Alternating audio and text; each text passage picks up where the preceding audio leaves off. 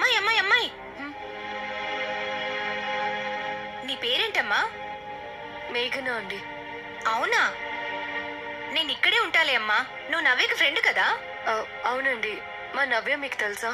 ఎందుకు తెలియదమ్మా, చాలా బాగా తెలుసు. మేమిప్పటి నుంచో ఇక్కడే ఉంటున్నాం కదా. నిన్ను కూడా ఈ మధ్య చూశాను. నాకు తెలియకుండా ఈ కాలనీలోకి కొత్త మనిషి ఎవరొచ్చారబ్బా అనుకున్నాను. ఎప్పటి నుంచో అడుగుదామనుకుంటున్నాను, ఇప్పుడు కనిపించావు.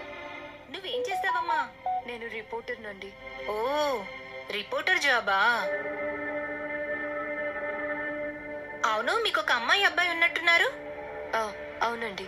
మరి మీ ఆయన?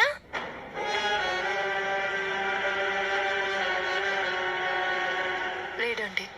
మొహం చూస్తే బొట్టు, మంగళసూత్రం కనిపిస్తున్నాయి. లేడంటే ఎలా లేడమ్మా? అంటే వదిలేశాడా? అలాంటిదేం లేదండి. మా ఇద్దరి మధ్య ఒక చిన్న గొడవ. భార్యాభర్తలన్న తర్వాత గొడవలు రావడం సహజమే కదండి. కొద్ది రోజుల్లోనే మా ఆయన వచ్చి నన్ను పిల్లల్ని తీసుకువెళ్తారు. ఈ మగాళ్ళని నమ్మడానికి వీల్లేదమ్మా. ఎప్పుడు సందు దొరుకుతుందా భార్య పిల్లని వదిలేసి ఇంకో దాన్ని తగులుకుందామని ఆలోచిస్తూ ఉంటారు. ఎంతమందిని చూడట్లేదు? నా భర్త అలాంటి వ్యక్తి కాదండి.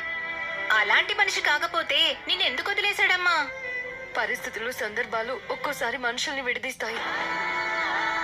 అవే పరిస్థితులు, అవే సందర్భాలు తిరిగి ఆ మనుషుల్ని కలుపుతాయి కూడా. మనం దేని గురించి నెగటివ్గా ఆలోచించకూడదండి. సరే, నేను వస్తానండి, పనుంది.